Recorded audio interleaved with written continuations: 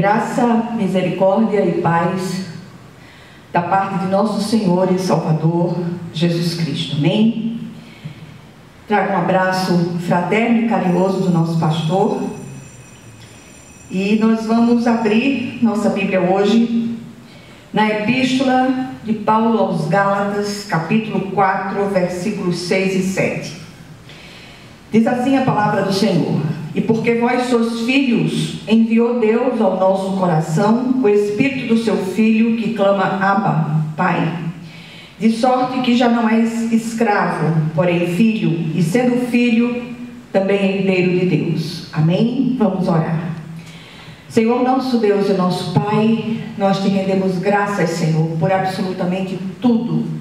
Tudo que o Senhor tem sido, tudo que o Senhor tem feito, tudo que o Senhor é nas nossas vidas, por todos os livramentos, por todas as provisões, pela saúde, Senhor, pela sustentação, pelo fortalecimento. Por tudo nós te rendemos graças, Senhor, e te pedimos agora, em nome de Jesus, que o Senhor venha ministrar essa palavra aos nossos corações. Que o Senhor perdoe os meus pecados, que o Senhor me purifique de toda injustiça e que me faça um vaso nas tuas mãos, Pai, para que eu possa ser esse canal, para que a tua palavra chegue a quem tem ouvidos para ouvir. Que seja assim em nome de Jesus. Amém. Amados, nós normalmente nos reunimos nas quintas-feiras para orar pelas causas impossíveis. E uma das coisas impossíveis aos homens é que nós tenhamos a consciência de que somos filhos de Deus, filhos e herdeiros, não mais escravos do reino das trevas. Só o Espírito Santo, sobrenaturalmente, pode nos fazer compreender essa verdade espiritual. No texto que nós lemos, Paulo fala a respeito dessa nossa filiação em Cristo. Percebemos aqui a trindade toda envolvida nessa experiência pessoal de filiação. Deus, o Pai, enviou Jesus, o Filho, para morrer por nós. Deus, o Pai, enviou o Espírito Santo para habitar em nós e testificar em nós de que somos filhos de Deus. A ênfase dessa passagem não é entre filhos pequenos e adultos, mas entre filhos e escravos.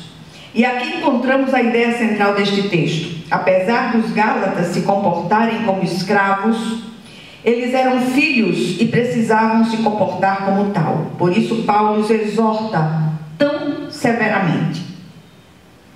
A Igreja de Jesus Cristo hoje se divide em duas vertentes. Claro que com raras e honrosas exceções. Primeira vertente, aqueles que externam uma reverência hipócrita, deixando de experimentar a intimidade com o Pai Celestial, mas parecendo escravos do que filhos. Segunda vertente, são aqueles que extrapolam e manifestam uma intimidade tão irreverente, ao ponto de agirem como se Deus fosse o seu empregado. Chegam ao ponto de exigirem dele que faça isso ou aquilo. Agem como se Deus tivesse a obrigação de fazer o que eles querem, como filhos pequenos mimados. Precisamos encontrar o equilíbrio de um relacionamento íntimo e ao mesmo tempo respeitoso e reverente com o Pai Celestial. O que é preciso para alguém se tornar um filho de Deus? A resposta é simples e única: crer em Jesus Cristo e o receber como Senhor e Salvador. O Espírito Santo continua ministrando sobre isto desde os dias do Pentecostes. E hoje, mais do que em qualquer outra época, precisamos pregar mais com atitudes, com o testemunho pessoal, do que com palavras. E isso tem sido pregado a quantos tenham ouvidos para ouvir. Em Romanos 8, 14 e 15, encontramos o apóstolo Paulo instruindo os seus leitores acerca desse assunto, dizendo: Pois todos os que são guiados pelo Espírito de Deus são filhos de Deus. Porque não recebestes o espírito de escravidão para viverdes outra vez atemorizados, mas recebestes o espírito de adoção, baseados no qual clamamos Abba, Pai. Todo que é nascido de Deus é filho e herdeiro de Deus. Todos os demais são criaturas. Há uma diferença abissal entre ser criatura e ser filho. O grande problema é que insistimos em nos comportar como escravos, por isso vivemos atemorizados. O povo de Deus, quando foi libertado do cativeiro do Egito e se dirigia para a terra prometida, ainda carregava no peito o peso e o embaraço do cativeiro. Eles haviam saído do Egito, mas o Egito não havia saído dos seus corações. Assim como muitos de nós fomos libertados do reino das trevas, mas continuamos agindo como escravos do adversário. Atentemos sobre isso em nome de Jesus. Essa mentalidade de deserto, de escravidão, de cativeiro, tem sido cultivada por muitos de nós e precisa ser banida do nosso meio. As palavras do apóstolo Paulo no texto lido no início nos fazem meditar no contraste entre ser filho e ser escravo. Preste atenção aqui. Primeiro, o filho tem a mesma natureza do pai, o escravo não tem a mesma natureza do seu senhor. Quando cremos em Cristo e o recebemos como Senhor e Salvador, o Espírito Santo vem habitar em nós. Isto significa que nos tornamos coparticipantes da natureza divina. A lei jamais teria o poder de fazer que a natureza divina habitasse em nós. Por isso, quando o cristão volta à lei do esforço próprio, de obras meritórias, nega a própria natureza divina dentro dele e dá espaço para a natureza carnal agir. Segundo lugar, o filho tem um pai, o escravo tem um senhor. Nenhum escravo tem a liberdade de chamar o seu senhor de pai. Quando recebemos Cristo como nosso Salvador, recebemos também o Espírito Santo. E é o Espírito que testifica, repito, em nossos corações, que somos filhos de Deus, filhos e herdeiros. O Espírito que habita em nós clama Abba, Pai.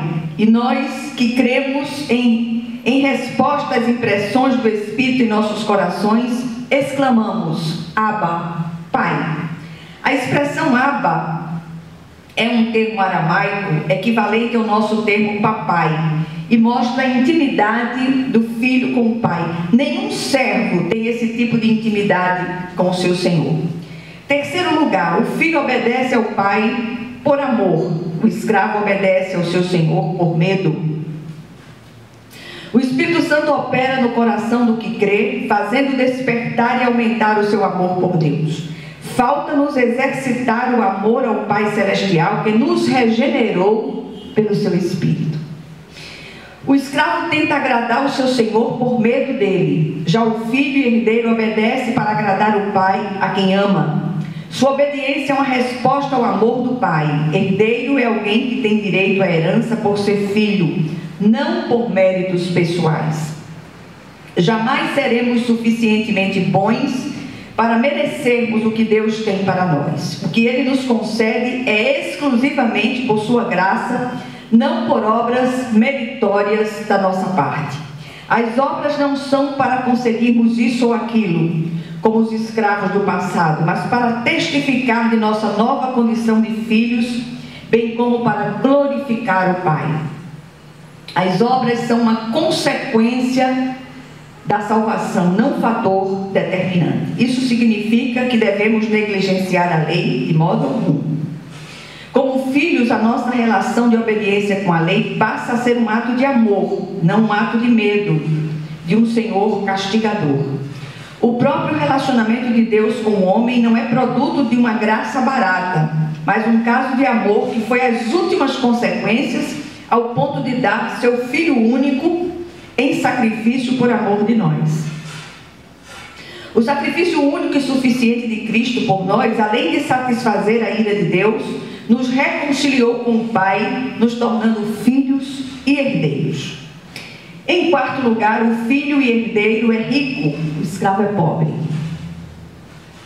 Somos filhos e herdeiros adotados na família de Deus como filhos adultos, aptos a usar a nossa herança. Somos co-herdeiros com Cristo. O que temos em Cristo, afinal? A riqueza da sua graça, as riquezas da sua glória, as riquezas da sua bondade e as riquezas da sua sabedoria. Todas essas riquezas de Deus estão em Cristo e são nossas por direito de herança. Em quinto e último lugar, o filho tem futuro, o escravo não tem nenhuma perspectiva. Não há futuro para quem é escravo. Infelizmente, tanto no passado quanto hoje, aqueles que têm a mentalidade de escravo e preferem se manter assim, sofrem horrores. O pai, no entanto, sempre provê para o filho. Aliás, o pai entesoura para o filho. Os cristãos já passaram pelo primeiro estágio da adoção, quando foram resgatados em Cristo e receberam o Espírito Santo. O segundo estágio se dará na segunda vinda de Cristo, quando receberemos a redenção do nosso corpo e seremos semelhantes a Ele. Somos filhos e herdeiros, e a melhor parte da nossa herança ainda está por vir. Que o Senhor fale ao nosso coração de um modo especial no dia de hoje. O que tudo isso quer nos ensinar no meio de tudo que nós estamos vivendo e vendo em termos de mundo. Primeiro, Deus é o nosso Pai e deseja que nos acheguemos a Ele como filhos amados e o chamemos de Abba, Papai. Ele é o nosso Papai querido, que nos vê em secreto, e sempre que o buscamos de todo o nosso coração, não voltamos de mãos vazias. Precisamos, em segundo lugar, olhar para a lei, a palavra de Deus, e obedecê-la como um ato de amor ao nosso Papai. Não por medo do inferno, como escravos assustados, mas por amor ao nosso Pai. Terceiro lugar, temos um futuro glorioso à nossa frente, porque o nosso Pai Celestial tem entesourado para nós, apesar de nós.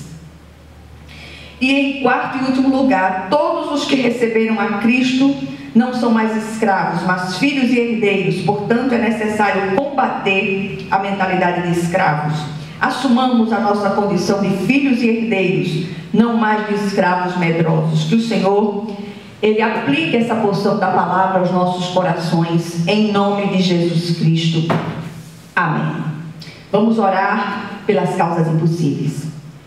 E a primeira causa impossível pela qual vamos orar hoje é que essa mentalidade de filhos seja estabelecida em nossos corações. E segundo, pela nossa nação, para que o Senhor, Ele haja na nossa nação, que o Senhor abra os olhos daqueles que são filhos, daqueles que precisam ter a visão de Deus, daqueles que precisam aprender a discernir, para entender, fazendo a diferença entre o bem e o mal.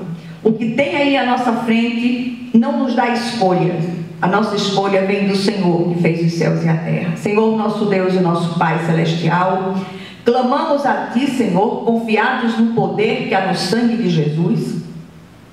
Que o Senhor venha sobre nós, que o Senhor venha sobre os Seus filhos, que o Senhor testifique em seus corações que são filhos e herdeiros.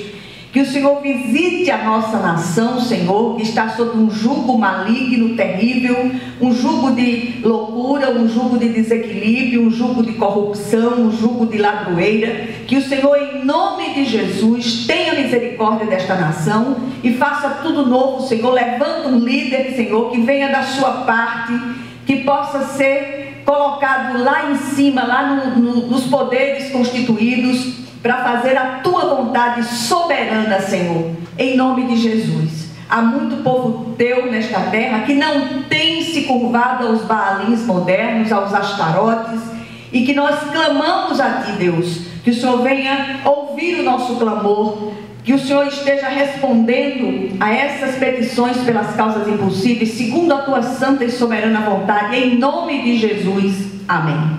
E que a graça de nosso Senhor e Salvador Jesus Cristo, o amor infinito de Deus, o nosso Pai Celestial, que as consolações e comunhão do Santo Espírito estejam com todos vocês e com todo o povo de Deus, espalhado por toda a face da terra, desde agora e para todo o sempre. Amém, amém e amém. Que Deus nos abençoe ricamente.